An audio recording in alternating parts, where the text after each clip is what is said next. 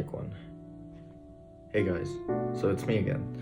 Um, so for this week, it's been a little hectic, not gonna lie.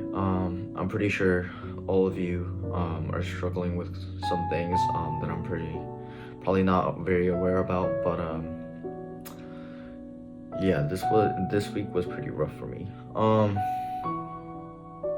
So I'd like to start with like the stuff that I'm currently working on, so that it kind of makes sense why I say this.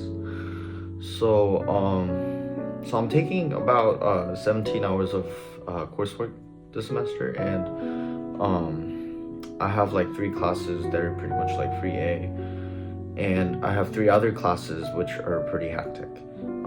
So I'm taking the computer architecture, which I believe I've mentioned in the previous video. I'm taking the honors engineering probability for the electrical and computer engineering, and I am taking intro to embedded systems for ECE once again. So yeah, the probability one, that's like just bunch of homeworks, just problems to solve. 319K for embedded, it's mostly the lab. I think I introduced the circuit to you guys last time. And for 429, so this class is 50% exams, and the other 50% is consisted of assignments. They're both pretty difficult, and one of the reasons why this week was so hectic was because I had my first midterm for 429 just this Friday, and quite frankly, I didn't do a very good job preparing for it, so I'm assuming I'm not gonna get anything higher than like a 65 out of 100, but it is what it is. I have 100 on the lab so far, so hopefully I'll pass this class. That's quite literally my goal for now. So yeah, I kind of bombed it. The score didn't come out yet, honestly. Although the score for embedded systems did come out, and I did not do that well, quite frankly. I made a very stupid mistake on my first question, and lost about 6 points there, which, I mean, honestly, it's an excuse. So I kind of bombed it. The academics hasn't been going that well, but there still is a chance that I could get all A's. So we'll see how that goes. But yeah, there's that. But I did do pretty good on the first midterm for engineering probability. I got about like 88 out of 100, which I'm pretty satisfied with. So A for this class is like 90, so that's an A minus or B plus ish. So yeah, there was that. And so outside of classes, there's other, so I'm into like 2 orgs. Convergent, I think I talked about this one. We're still struggling to come up with like a problem that we want to focus on and try to solve. But we're really getting there. Right now, we're talking about building some sort of preventative IoT measures to prevent like the pipes, the water pipes from like freezing and breaking upon expansion and such. That's pretty cool, right? So there's Convergent, and so UT, like one of the benefits of going to UT Austin is that you could get involved with research pretty easily, right? So the CS department actually has this program called Directed Research Paper Reading Club-ish thing. It's called DERP. Someone told me they actually meant for it to sound derpy. So yeah. So DERP is technically like, they have a bunch of like subtopics within the org where you could just so all these small groups are led by like upperclassmen or like PhD students in the labs who are actually like actively doing research. So the one I'm doing is led by Zane Sprague under Tower Lab, which is a lab that focuses on like LLM reasoning. So the DERP that I'm doing is based on like chain of thought and like why it might be useful in some cases and whatnot, stuff like that. So yeah, it's pretty interesting. But so that takes about like 2 to 3 hours out of my week. So there's that. Conversion also takes about 3 to 4. This week it took like 5 hours out of my week. So there was that. It's not that bad, right? So there's those 2, and I'm doing a project with sorry, I still forget his name, which is a pretty bad thing. I'm still working on his name because we just started.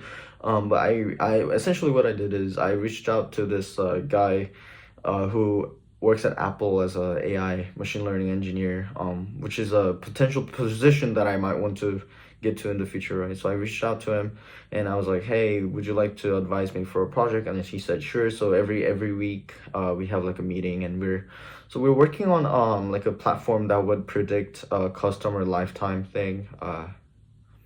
Yeah, we just started, so I don't really have any details to bring up, but technically, I like we're at the point where I just set up like the GitHub repository and like invited him, set up my virtual environment, and look into some models that I might be using. Yeah, that's all I've done so far.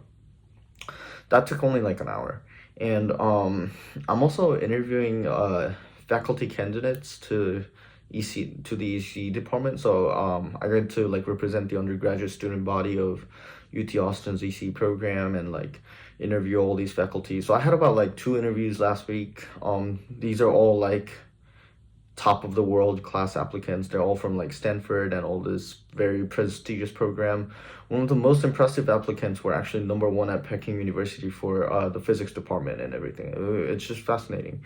So yeah, getting to network with these people, it's very nice, but like to prepare for these interviews, I have to like read their papers and like go take a look at like what they've done so far and think about some questions I might want to ask as an undergraduate student. So there's that. That takes about like 2 hours out of my week.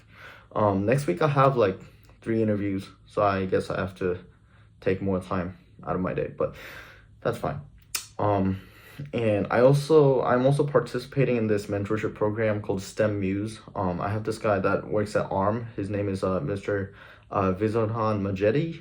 So yeah, he works at ARM as like a he emulates the code and like make sure like all the assembly code works fine and stuff like that.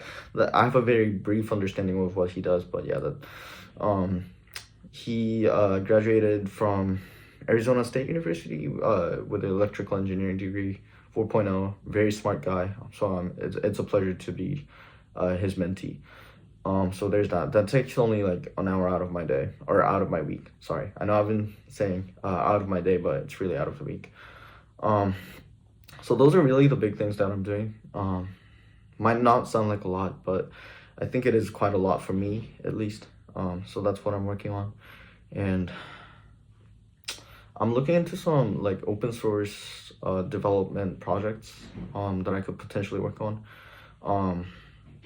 I recently just figured out how like all the brew and pip install works, and like how it's actually controlled by like a whole non-profit organization, and there's these authorities or these groups called PyPA, which essentially looks at like the packages or libraries that people upload, and they make sure that it's safe to use for the other users and such. So that was really cool. I really hope that I could maybe like join them one day. I don't know, who knows, but yeah, there's that. And my military service is coming up, so that's been giving me a lot of not a lot of, but a little bit of pressure, because so for my military service I still want to like be able to study and all that, because I think I've mentioned this, but since I'm working with the US military, I'll have a lot more free time. Yeah, so I really need to work on like what I'm gonna spend my time on. But yeah, I'm really contemplating between academia and industry. My initial thought was to go into industry because I want to start making money and like be able to support my family, right? But as I study more, I feel like I start to learn how stupid I am. And I feel like maybe I should take some more classes before during my undergraduate years, such as like some complex analysis or number theory, stuff like that. So yeah, I'll hopefully get those done. Some people might say it's better to just like go into masters instead of like spending like a 4.5 year undergraduate year. But if I do really want to go into research, then I'll probably skip masters and apply for some PhD program. I probably won't get into any like of the prestigious ones at my skill level currently. I think it is highly unrealistic, but there are some chances, and I do have my military service 18 months to catch up, so we'll see how that goes.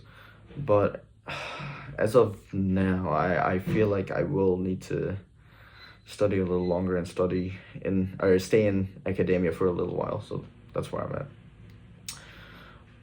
In terms of life,